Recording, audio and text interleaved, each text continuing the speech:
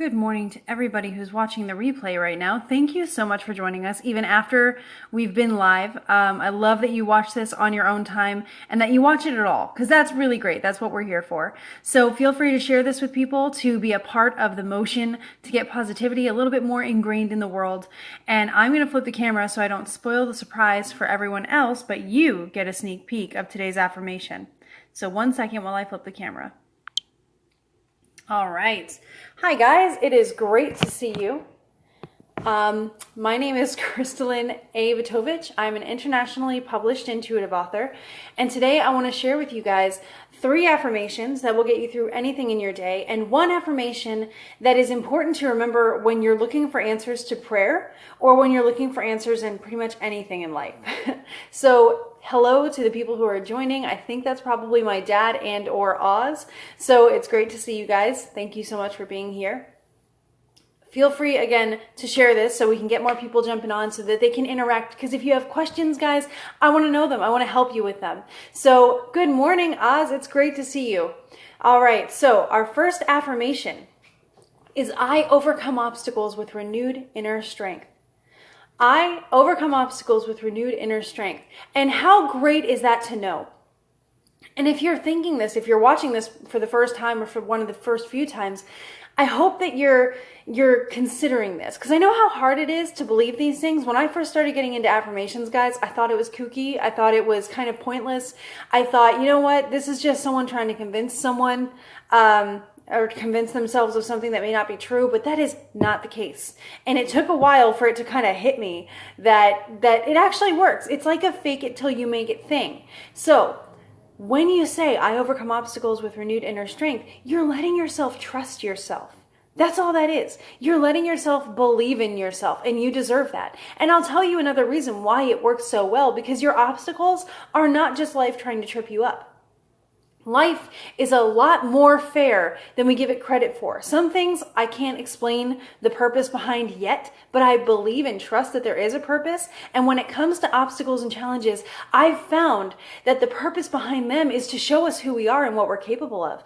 They show us who we're meant to be, what we're meant to do. They define your purpose. And Oz, I love that. Thank you so much. So when you're facing a challenge, try to find the purpose in it. If you can find the purpose in it, it's going to make it so much easier, and it's going to make you want to overcome the challenge. It's going to open the path to overcoming the challenge for you. And in your challenges, you'll find who you are. You'll find who you're meant to be. Those little hints that God is giving you to say, this is what you're meant to do in life. Go for it. I'm preparing you. I'm getting you ready. I'm giving you what you need. Even though it's not fun or easy all the time, it's still worth it. And if you start looking at challenges as a challenge rather than as something that kind of oppresses you, it'll be a little bit more fun too. It's in how you look at it. It's in the attitude adjustment, like our parents have always told us. But it turns out that's true. So you overcome obstacles with renewed inner strength because you know that they're just revealing to you something that you didn't know you could do, but that you're totally capable of. You're gaining a superpower through every obstacle you overcome. So our second affirmation is I'm successful in all that I do. I am successful in everything that I do. When I set out to do something, guys, not only is it going to get done, but it is going to work out in the perfect way for me. And that's exactly what happens for you too. Now, this stuff happens without us really knowing it, but if we acknowledge it, if we see it happening, we can do more with it. That's why I share these with you. So if challenges are life's way of showing you who you are, if they're God's way of saying this is what your purpose is, then our failures and our successes are the bumpers on the path to getting there. So if things are going really well, if you're happy, if good opportunities are coming up, if things are working out, you're on the right path. If things are going a little bit off course, if things don't feel right, if things start fighting you, that may be a hint from God telling you, hey, this is not where you deserve to be going. It may be fine. You may be headed down a path that's not a problem at all. You may be headed down a path that is a problem. But the point is, there's something better for you either way. So wouldn't you want the best for yourself? Just like God wants the best for you. Just like I want the best for you. I hope you do too. So when you run into a wall and you know this isn't a challenge that's helping you grow, it's just fighting you, and you've tried but it's not going anywhere, that does not mean you failed. It does not mean you have to give up. It means something better is waiting for you, and you just got to turn around to look for it. That's exciting if you think about it. When things don't work out for me, I do get bummed. I'm not going to say I don't get bummed, because that would just be unreal, at least for me. But more and more, the bummedness is very short-lived, and I go from being bummed to, okay, what could possibly be better than what I thought was going to happen? I'm really stoked to see what's coming. I can't wait to see what better opportunity there is out there, because if I thought this was perfect, then whatever's coming is better than I even dreamed of, and that's exciting. Trust that, and you'll see it gets easier to read the more you do it. You'll be able to stay on path a lot more often than you originally did, because you're conscious, you're aware, you're looking, and you will find it, and you will always be successful in everything that you do. And our third affirmation is gratitude is my attitude. Anybody who knows me knows that this gets me really excited. Gratitude is my attitude will change your entire life. I know it did for me, and I've been talking to Oz. I think it's been helping him out too. So you've got 2 cases at least where this has been helping. My friend Jocelyn says that it's really sinking in for her as well. It's like the road to the Emerald City. Nice one, Oz. So try it. Just try it. Try having gratitude as your attitude. And this is exactly how to do it. It's so simple. List 3 things you're grateful for. Now, I do this at the beginning of the day because I want to start my day off being happy. Who doesn't, right?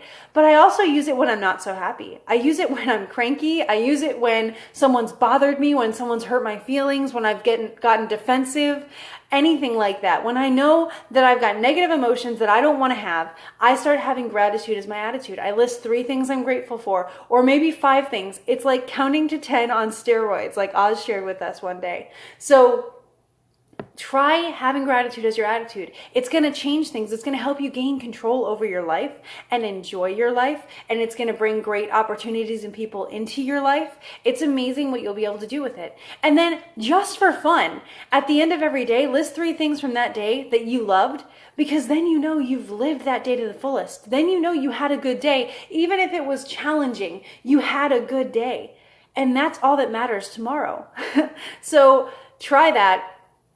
Oh, hi Mom. I'm grateful for you guys too. I have the best parents ever. I hope that doesn't offend anybody, but for me, that is a truth.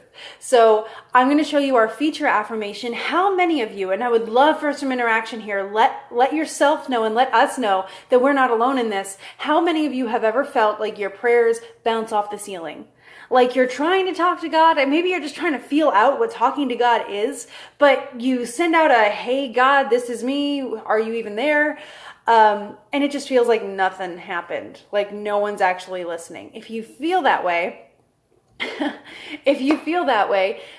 like this, send some kind of a signal, even if you don't want to put words out there, say that, in whatever way is comfortable for you. And now I have a solution for you to help you on the road to understanding answers to prayer and how they appear even with what we expect. I know that's confusing, so let me flip the camera and I'll show you a better way. 1 second.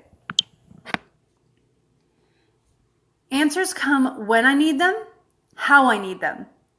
Okay, so answers come when I need them, how I need them.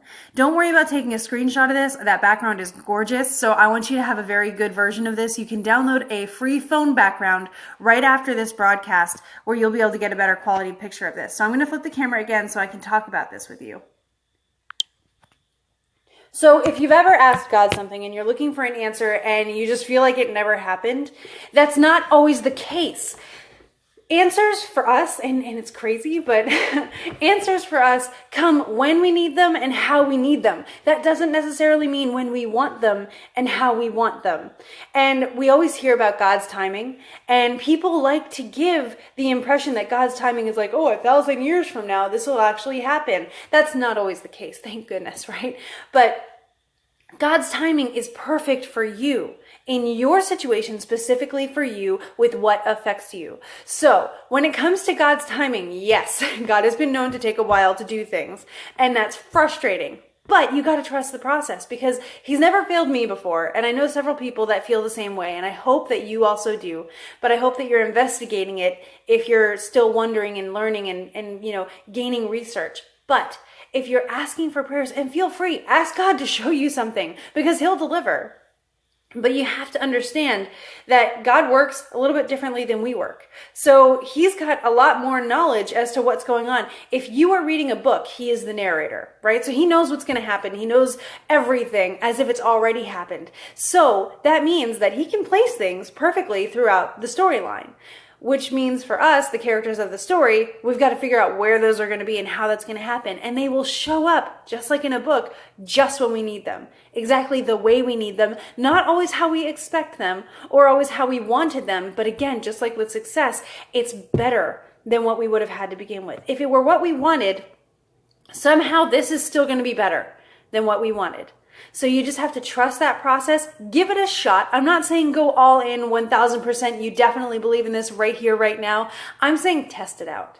Just give it a shot. So you've got a lifetime for God to figure out his plan for you. You see signs all the time and you trust a happy ending. Oh, Oz, that is such a cool thing to say. Thank you for that. So answers come when you need them and how you need them. Be open to exciting, unpredictable things in your life. When you ask for something, get excited because you don't know how it's going to come. You don't know when it's going to come, but it is coming.